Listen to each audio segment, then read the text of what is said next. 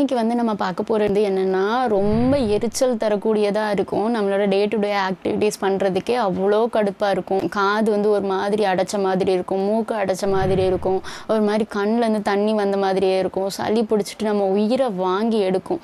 So இந்த common cold, அதுக்கு தான் என்ன பண்ணலாம், எதனால இந்த காமன் கோல்டு வருது அண்ட் இதை எப்படி ப்ரிவென்ட் பண்ணலாம் அப்படிங்கிறது தான் இந்த வீடியோவில் பார்க்க போகிறோம். ஸோ கண்டிப்பாக இந்த வீடியோவில் சொல்கிற ஒரு டிப்பும் உங்களுக்கு ரொம்ப ரொம்ப யூஸ்ஃபுல்லாக இருக்க போகுது.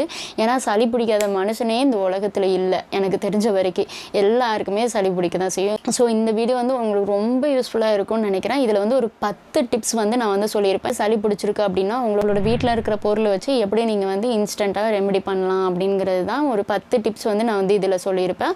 ஸோ கண்டிப்பாக ஃபாலோ பண்ணி பாருங்கள். ஃபாலோ பண்ணிவிட்டு அதில் கிடைச்ச ரிசல்ட் வந்து கமெண்ட் செக்ஷனில் லீவ் பண்ணுங்கள். அண்ட் சப்ஸ்கிரைப் பண்ணாதவங்க மறக்காமல் சேனலை சப்ஸ்கிரைப் பண்ணிடுங்க. Without further delay let's get into the video.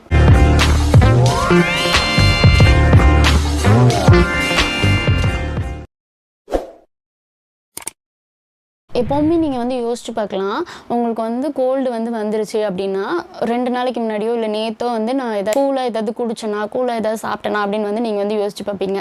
அப்படி யோசிச்சு பார்க்குறப்போ மோஸ்ட் ஆஃப் த டைம் வந்து நீங்கள் அந்த மாதிரி எதுவுமே பண்ணியிருக்க மாட்டீங்க, கூலாக எதுவுமே குடிச்சிருக்க மாட்டேன். அப்படி வந்து எனக்கு எப்போ அந்த மாதிரி சளி பிடிக்குது அப்படின்னு நீங்கள் வந்து கோல்டான சாப்பாடோ இல்லை ட்ரிங்க்ஸோ குடிக்கிறதுனால மட்டும் வராது.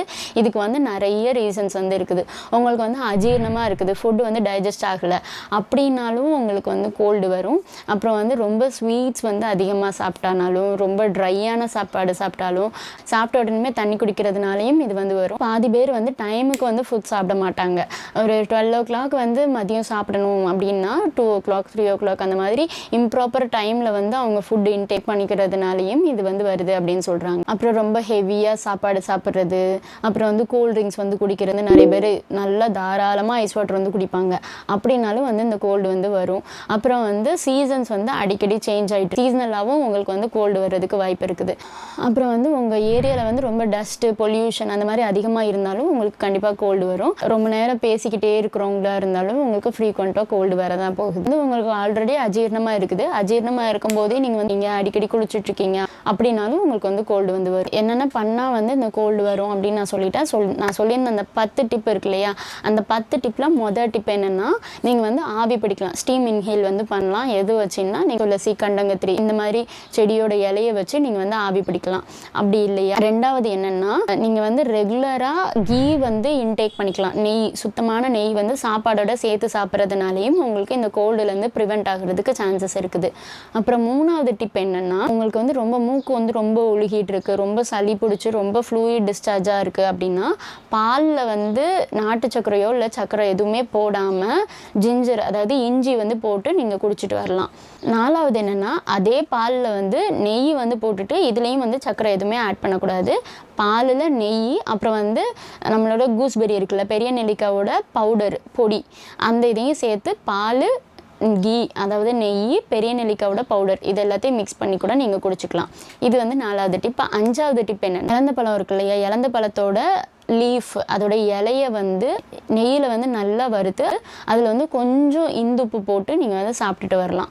இது வந்து 5வது டிப். 6வது என்னென்னா, பிளாக் கிரேப்ஸ் இருக்குல்ல, கிஸ்மிஸ்ன்னு சொல்லுவாங்க, அது கூட வந்து கொஞ்சோண்டு கீ ஆட் பண்ணி கொஞ்சோண்டு தேனும் ஆட் பண்ணிவிட்டு அதை வந்து ஒரு திக் பேஸ்ட் மாதிரி அரைச்சி அதை வந்து லிக் பண்ணி சாப்பிட்றதுனாலையும் உங்களுக்கு வந்து இந்த கோல்டுலேருந்து நீங்கள் வந்து விடுபடலாம். புளிப்பான பழத்தோட ஜூஸோ இல்லைன்னா புளிப்பான கஞ்சியோ கூட வந்து பெருங்காயம் வந்து கொஞ்சம் ஆட் பண்ணி நீங்கள் சாப்பிடலாம். இதுவும் வந்து நல்ல ஒரு பெஸ்டான ஒரு ரெமெடி. 8வது என்னன்னா, திப்பலி இருக்குல்ல, திப்பலியோட பவுடர் அப்புறம் வந்து கொஞ்சம் தேன், இந்த ரெண்டையும் வந்து மிக்ஸ் பண்ணி லிக் பண்ணி நீங்கள் சாப்பிடலாம்.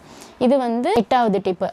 9வது டிப் என்னென்னா, பூவரச மரத்தோட இலை இருக்குல்ல, அந்த இலையை வந்து நெய்யில் நல்லா வறுத்துட்டு அதில் இந்துப்பு கொஞ்சம் ஆட் பண்ணிவிட்டு அதையும் நீங்கள் வந்து சாப்பிட்டுட்டு வரலாம். இது வந்து 9வது டிப்பு. 10வது டிப் என்னென்னா, காகிள் பண்ணணும், வாய் வந்து கொப்பளிக்கலாம். வார்ம் வாட்டர் எடுத்துக்கோங்க, அதில் கொஞ்சம் இந்துப்பு வந்து போட்டுக்கோங்க, கொஞ்சம் திப்பலி வந்து போட்டுக்கோங்க. போட்டுட்டு இதை வச்சு நீங்கள் வந்து வாயில் நல்லா காகிள் பண்ணி நல்லா தொண்டையில் இங்கே வரைக்கும் இறங்குற மாதிரி பண்ணிவிட்டு அப்புறம் அதை வந்து துப்பிடணும். இந்த மாதிரி பண்ணுறதுனாலையும் உங்களுக்கு வந்து கோல்டு வந்து சரியாகும். ஸோ இது வந்து நான் ஒரு 10 டிப்ஸ் வந்து சொல்லியிருப்பேன். இந்த 10 டிப்பில் வந்து உங்களுக்கு அந்த டைமில் உங்களுக்கு எந்த இன்க்ரீடியண்ட்லாம் உங்கள் வீட்டில் வந்து அவைலபிளாக இருக்கும். எக்ஸாம்பிள் உங்களுக்கு இந்துப்பு இருக்குது, திப்பலி இருக்குது அப்படின்னா அதுக்கேற்ற மாதிரி நான் சொன்ன டிப்பை வந்து நீங்கள் வந்து ஃபாலோ பண்ணி பாருங்கள். கண்டிப்பாக இந்த கோல்டுலேருந்து ஒரு ஃபஸ்ட் எய்ட் மெஷர் மாதிரி இது வந்து ஒர்க் ஆகும். ஆவி பிடிக்கிறதுலாம் வந்து ரொம்ப ஈஸியாகவே நம்ம பண்ணிக்கலாம். ஸோ உங்களுக்கு எது வந்து ரொம்ப கன்வீனியண்ட்டாக இருக்கோ அதை வந்து நீங்கள் பண்ணிக்கோங்க. அடுத்த வீடியோவில் பார்க்கலாம். until then bye bye.